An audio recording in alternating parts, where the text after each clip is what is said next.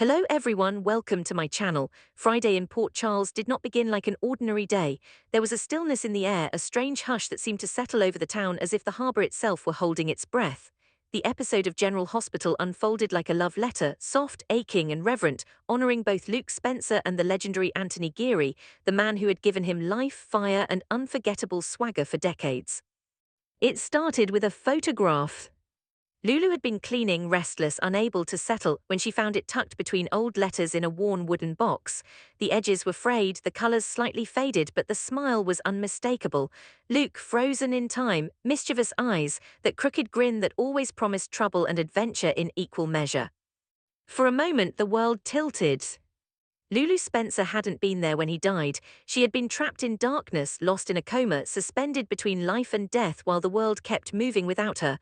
While her father took his final breath, the grief she'd never fully faced surged up all at once, raw and suffocating. Her knees weakened, she barely made it out of her house before the tears blurred everything. By instinct more than intention, she drove to the Quartermain mansion. She didn't knock, she didn't need to.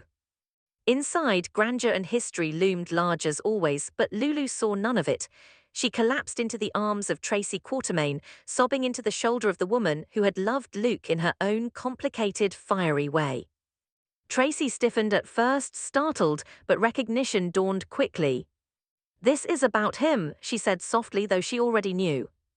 Lulu nodded, unable to form words.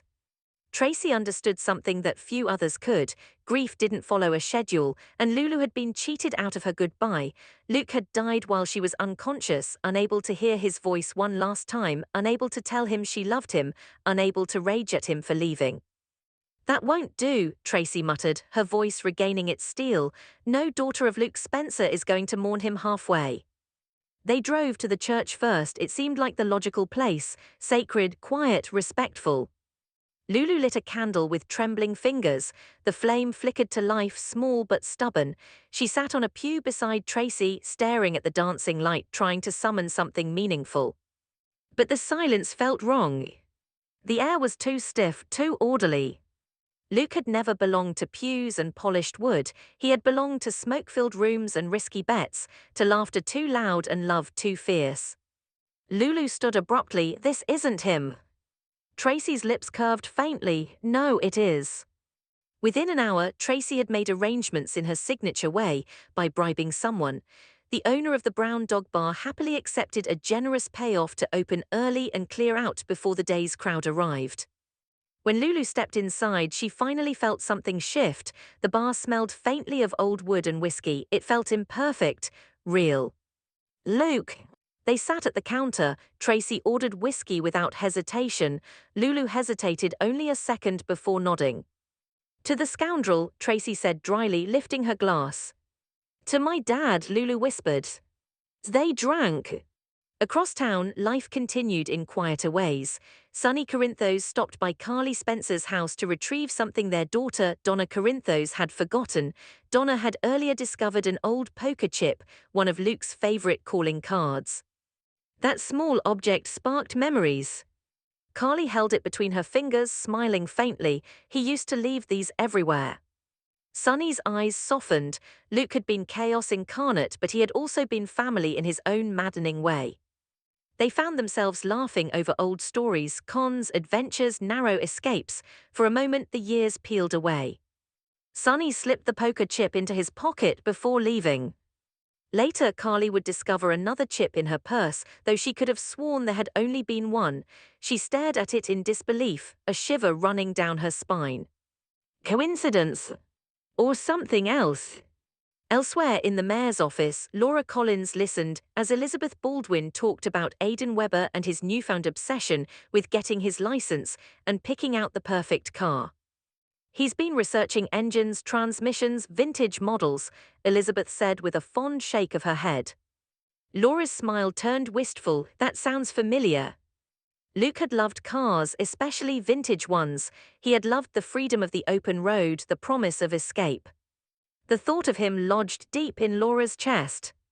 Before long, she found herself in that same church Lulu had left behind, alone. The silence pressed in. Laura closed her eyes and memories flooded her, their wild beginning, the reckless love, the countless reunions after separations that seemed impossible to survive. They had been epic, messy, real. "I still feel you," she whispered tearfully. "You never really left." She thanked him for the love of a lifetime, for their children, for every impossible moment they had shared. The grief was sharp but no longer unbearable, it was threaded with gratitude. When Laura later stopped at Bobby's and found Carly there, they exchanged a look of quiet understanding. "I've been thinking about him all day," Carly admitted. "So have I," Laura said. They wondered if there was some reason, some date they'd forgotten, but Laura finally shook her head. "You don't need a special occasion to remember someone you loved." Back at the Brown Dog, Lulu and Tracy were deep into stories when Sonny noticed Lulu's car outside. Concerned, he stepped inside. He found them mid-toast. Lulu's cheeks were flushed, her eyes bright not from intoxication but from emotion. Sonny joined them without hesitation. They spoke of Luke's laugh, his schemes, the way he could infuriate and enchant in the same breath. As if pulled by an invisible thread, Carly, Elizabeth and Laura all received messages and soon arrived at the bar as well. One by one, they filled the space with shared history. The bar became sacred ground, not because it was holy but because it was honest. They remembered everything, the danger, the passion, the ridiculous disguises, the courage. Finally, Sonny suggested something, an old tradition, releasing lanterns in memory of someone lost. Tracy, efficient as ever, tapped at her phone. Soon they gathered at the pier, fog rolled across the water, soft and ghost-like, lanterns flickered in the dim light ready to be set free. One by one, they released them.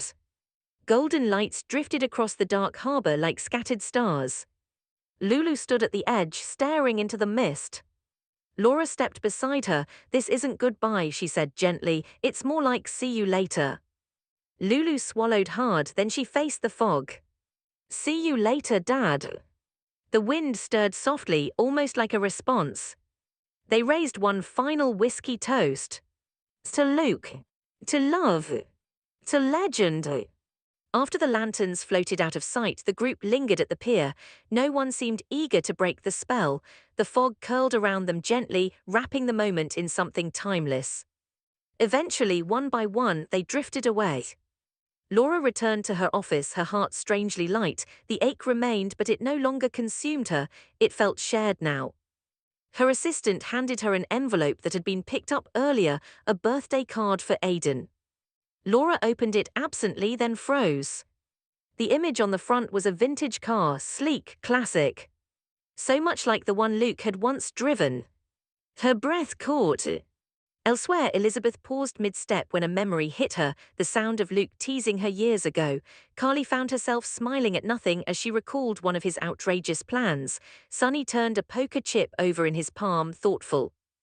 Tracy stood alone in the Quartermain living room later that evening. She held her glass but didn't drink. For once, she allowed herself to simply miss him without sarcasm or armor. And Lulu finally went home. The house felt different, quieter but not empty. She took the framed photo she had found earlier and placed it prominently on the mantel. She studied his face for a long time. "You always said you'd look out for me," she murmured. As she slipped her hand into her coat pocket, her fingers brushed something unexpected. A poker chip. She stared at it in disbelief. She hadn't taken one at the bar, she was sure of it. Tears filled her eyes again, but this time they were soft, warm. "Thanks for the luck," she whispered, "and the love." She placed the poker chip beside his photo.